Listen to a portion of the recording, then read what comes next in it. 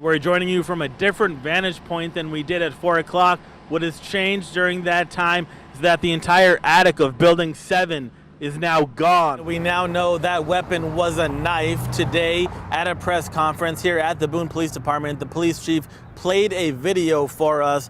We're at the Autumn Ridge community at 305 Southeast Harvest Park Drive in Ankeny. Now, according to the Ankeny Police Department, this is a death investigation, and they shared with us their own personal security footage, which captured this crash as it happened. And here is that video. That meeting is just getting underway at 5 o'clock. Now, this bill follows action by the legislature last year to ban most abortions after 20 weeks. And it was a very big day for Senate Republicans here at the state capitol. A lot of handshaking, a lot of smiles on the faces of Republicans as they passed these two big pieces of legislation. The law does provide some exceptions in certain cases of rape, incest, or if the mother's life is at risk. Iowans for Life, though, opposes those exceptions and wants the abortion ban to go even further. And the chief of police says this is all about making certain that public safety responders have the most information to take the quickest steps possible to react properly to the threat. Dan, just a sign of the times. And in a statement, a spokesperson says East High School and Des Moines Public Schools are providing support to law enforcement as they continue to investigate this case. We take a first-hand look at some of the damage the storm did in rural Warren County and hear from the people who lost power.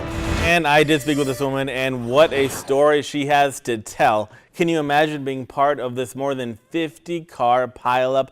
Well, this woman was, and hearing her describe what she went through and what it was like is pretty amazing.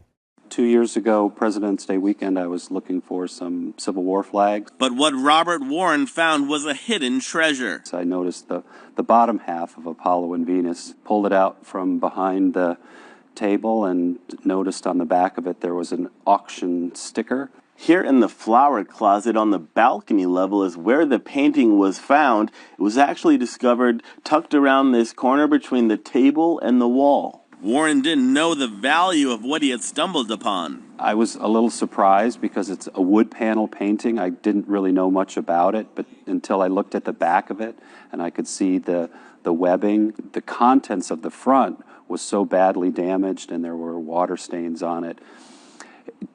In a room filled with junk, I had no idea that it was as valuable as it turned out to be. The painting's exact value still remains a mystery. Otto von Wien, the artist, is in every major museum, the Louvre, the Portrait Gallery, the Rubens Estate, and the paintings that have been sold have been valued between $4 million and $17 million. And there are no plans to sell it. Warren says the painting will be displayed as part of the permanent collection in the Hoyt Sherman Gallery. We have a spot picked out for it. We're just in the process of finishing the installation. And as to why it's remained hidden away all of these years, Warren believes the content of the painting was simply too risque for the Des Moines Women's Club when they received it in the early 1920s. Apollo has his tunic lifted up, exposing his thigh.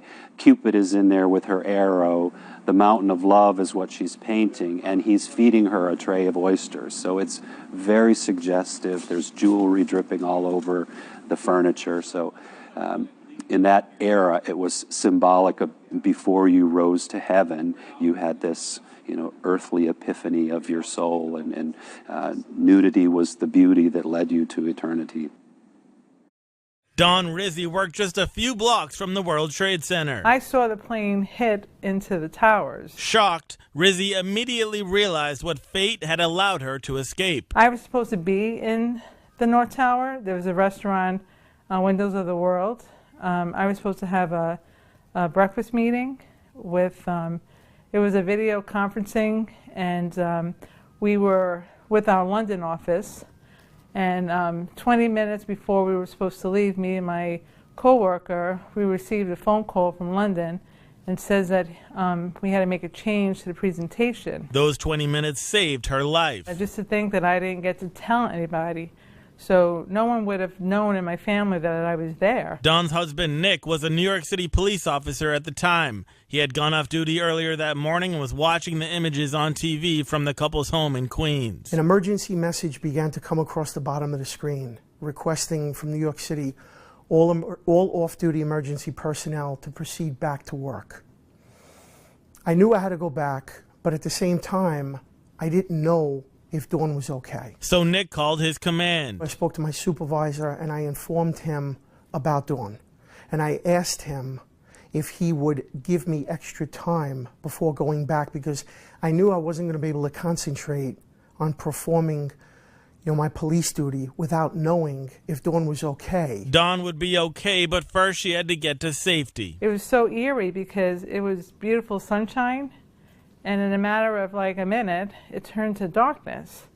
It was just dark, the whole downtown, and it was really silent. It was, even though there was thousands of people just everywhere. Covered in debris from the collapse of the towers, Dawn walked more than 7 hours to get home. But before she arrived, Nick got a call informing him that Dawn was okay, and so he went to work. As I started to get closer and closer to Ground Zero, I could not believe how empty the streets were. This was a business day in Manhattan, and there wasn't a soul walking on those streets. There wasn't a car passing. And as I got really close to Ground Zero, I encountered military personnel. The National Guard had already been dispatched. They were literally on the street corners with M16 rifles. Nick was dispatched to the outer perimeter of Ground Zero to provide security and relief. After the towers collapsed and all that soot and rubble went up in the air, as well as asbestos, we in the NYPD, we were assigned these air filter masks to walk around with. Putting his own health on the line, Nick and his colleagues answered the call of duty at America's darkest hour. I just went straight through. I mean, I didn't make it home probably for over a week, maybe close to 10 days. We just worked and slept at the command. One of the things that stands out the most to the Rizzies about 9/11 is how differently people acted on that day. Everyone looked out for each other and just wanted to make sure everyone was all right. That wasn't always the case in New York City before 9/11, but on that day, in the time period that followed that day, people really did change and care and look out for one another. Erin? Yeah, it did a lot to unite the country Absolutely. in a horrible time. Yes. Thanks, Mike.